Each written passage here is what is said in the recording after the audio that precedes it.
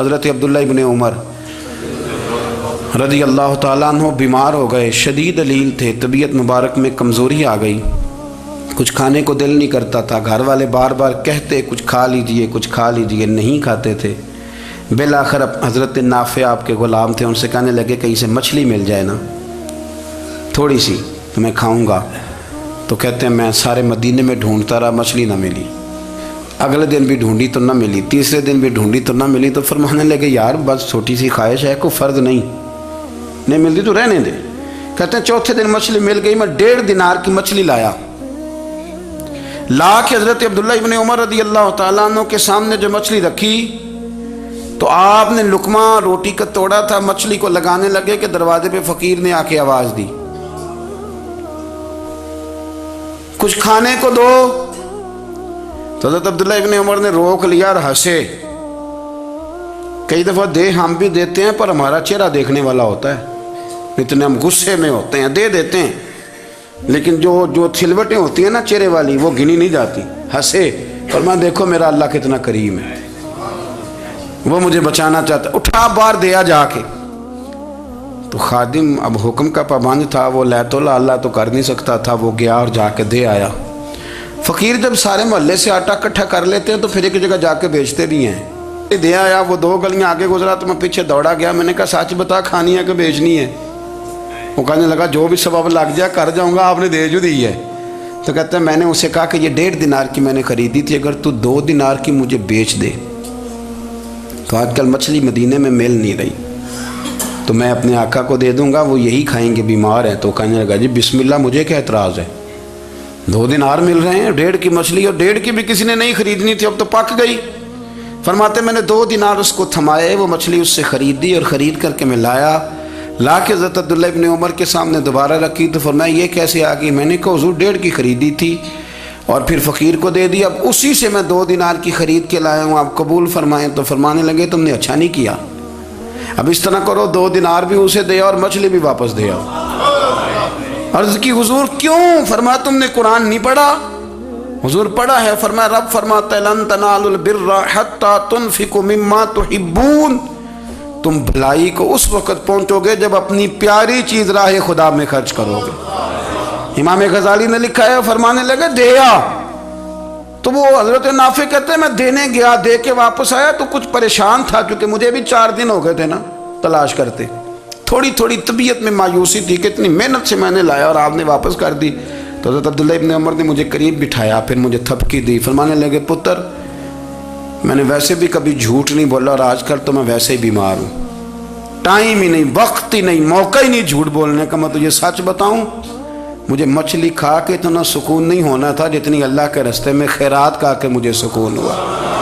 تو تجھے تو میری راحت سے غرض ہے نا کہ مجھے راحت کیسے ہوتی ہے، تو مجھے سکون ملا ہے راہ خدا میں دے، میں نفسانی خواہش پوری کر لیتا تو یہ میرا نفس کل پھر مجھ سے مچھلی مانگتا، پرسوں کہتا نہیں چھوٹے گوشت کی یخنی بھی چاہیے۔ ہم لوگ الجھ گئے ہیں، بہت بڑے قیدی ہیں اپنے آپ کے، بڑے قیدی ہیں، سارا دن اپنی خواہشات کی تکمیل میں بھاگے رہتے ہیں، بڑے بڑے سونے نوجوان۔ میں ان پہ تنقید نہیں کرتا، مجھے ان پہ ترس آتا ہے، جب میں رات کے اندھیروں میں انہیں ٹیلی فون لے کے چوکوں میں کھڑے دیکھتا ہوں تو مجھے رحم آتا ہے۔ میں کہتا ہوں دیکھو نفس کی خواہش کے پیچھے یہ کیا مثلاً آخر کیا ہے اس میں، ایک عورت کے پیچھے تباہ کر لیا اپنے آپ کو، یعنی زیادہ سے یہ کوئی مقصود ہے، یہ کوئی مقصد حیات ہے جس کو مقصد بنا لیا ہے؟ میرے عزیز بات کو سمجھ لیں، اتنا خوبصورت آدمی ہے اور اتنا اس کا اونچا قد کاٹ ہے، اور کیا کس کے پیچھے یہ بھاگا ہوا ہے؟ بڑا سمجھدار، دانشور، عقل مند آدمی، ذی روح بندہ، لیکن اس کا سٹیٹس آپ یہ ملاحظہ کریں کہ وہ 20-40 ہزار کی خاطر جھوٹ بولتا ہے، دھوکہ دیتا ہے، فریب اور فراڈ کرتا ہے۔ ہم اپنی نفسانی خواہشات کے پیچھے اس طرح بھاگتے ہیں کہ ہم اصل سے رہ جاتے ہیں۔ میری باتوں کی سمجھ آ رہی ہے آپ حضرات؟ تھوڑا تھوڑا کر کے، ایک ایک کر کے ان کی باتیں کم مانیں۔ وہ ضروری تو نہیں نا کہ سویرے ناشتہ بازار سے اپنی مرضی کا تگڑا کیا ہے، بازار سے لا کے پوڑیاں چنے بہترین کھائے، اور پوڑیاں چنے ابھی کھائے نہیں، شاپر میں ڈالے ہوئے ہیں، اور وہ لے کے ابھی آ رہا ہے تو ساتھ ہی رستے سے गोश्त भी छोटा अच्छा लगा तो 2 किलो वो भी ले आए कि पूड़ियाँ चने खाऊंगा और दोपहर के लिए गोश्त पकाऊंगा। वो पहले ये तो खा ले साहब, इससे तो निजात पा ले। ये पता नहीं हजम होता है कि कुछ और करता है तेरे साथ, लेकिन वो गोश्त भी साथ ले आया। यानी टेबल पर, नाश्ते के टेबल पर बैठ के फैसला हो रहा होता है कि हमने क्या खाना है, हमने किधर जाना है। संगियो याद रखो, बातों को समझो और गौर करो।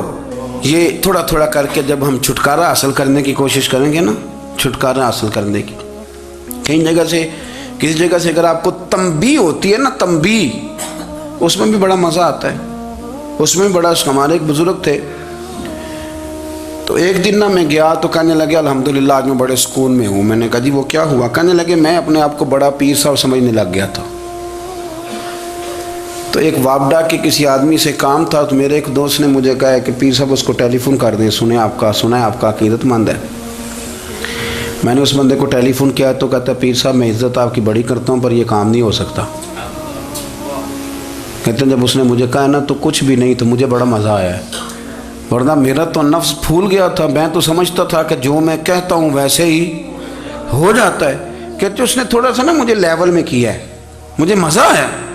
ये लोग ना अपने ऊपर बोझ डालते थे, ये थोड़ा थोड़ा पीछे हटते थे, ये समझते थे कि इस तरह तो हमारी तकमील रह जाएगी। सुबह से शाम तक अगर इसी नफ्स की बातें मानते जाएंगे तो खराबी करेगा।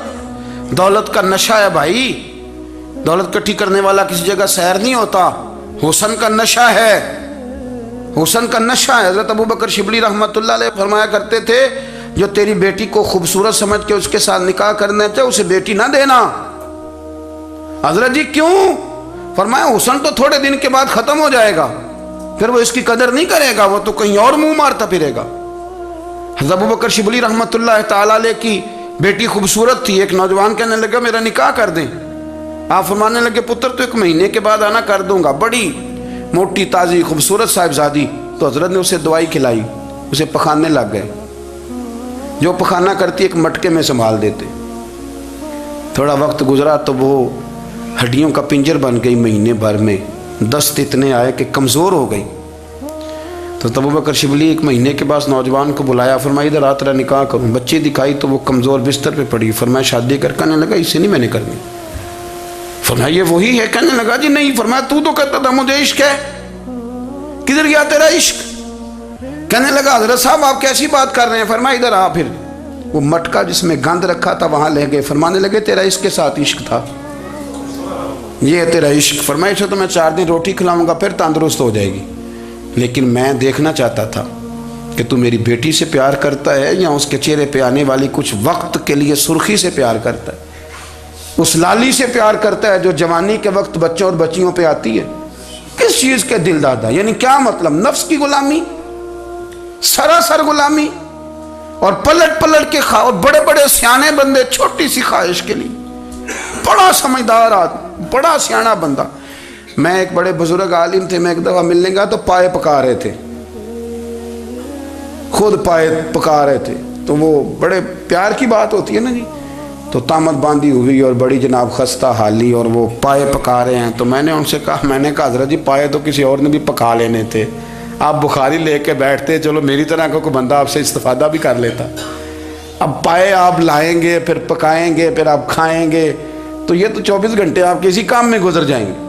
तो ये एक छोटी सी ख्वाहिश के लिए, मैं किसी चीज़ को हराम नहीं कह रहा। कुरान पाक की जो आयत पढ़ी है सिर्फ उसकी तफसीर आपके सामने अर्ज कर रहा हूँ। हमारी ख्वाहिशात माँ पालती है, आपको नहीं पता कितने दुख सहती है। मैं उन माओं को जानता हूँ जो बेटे के हिस्सों की मार भी उसके अब्बे से खाती हैं, मार खाती हैं वो। एक खातून एक कान से सुनता नहीं, मेरे पास एक दफ़ा आई, कहने लगी 60 लग गई सी, कोई दुआ कर दें या कोई वजीफ़ा पढ़, डॉक्टर कहते हैं ठीक नहीं हो सकते। मैंने कहा बाडी सही बताओ मसला क्या है? कहने नहीं कुछ भी नहीं, मसला क्या होना है, पुत्र गलत निकल आया है, उसका बाप रोज़ मारता है, आज मैं आ भी गई हूँ तो उसने एक थप्पड़ मेरे कान पे मार दिया, तो पर्दा फट गया।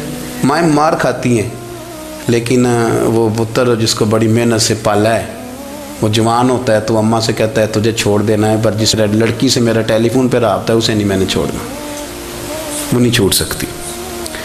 हर शय कुचल जाता है वो। अम्मा कभी लेट के रात को सोचती है कि ये तो मेरी कुल कमाई थी, میں تو آج بھی اس کے حصے کے تھپڑ اپنی گالوں پہ برداشت کر رہی ہوں، تو یہ کدھر گیا؟ اردشیر نام کا بادشاہ تھا وہ۔ حضرت محدث ابن الجوزی آج سے کچھ 700 سال پہلے لکھتے ہیں، اردشیر بادشاہ بڑا خوبصورت تھا، جوان تھا، بڑا عقل مند تھا۔ اس نے اس طرح کہ قریب کی ساری ریاستوں پہ قبضہ کر لیا۔ بڑا عقل مند زیرک تھا، قبضہ ہو گیا۔ ایک بادشاہ بڑا سخت تھا، اس کے ساتھ جب پنجہ آزمائی ہوئی تو اردشیر کہتا ہے اس پہ میرا قبضہ نہیں ہو رہا تھا، اور جب ہم نے ساری ریاستوں نے مل کے اس پر حملہ کیا تو ایک قلعے کے اندر قلعہ بند ہو گیا۔ اردشیر بڑا خوبصورت آدمی تھا، بڑا سمجھدار تھا، تو وہ بادشاہ قلعہ بند ہو گیا، اس نے کہا نکلنا ہی نہیں۔ اب وہ اندر بند ہے، یک بارگی حملہ کیا تو وہ بڑا قلعہ تھا اس میں بند ہو گیا۔ اس بادشاہ کی نا جس پر حملہ کیا، اس کی بیٹی اچانک ایک دن قلعے کی دیوار پہ چڑھی تو اردشیر کے حسن و جمال کو دیکھا تو عاشق ہو گئی،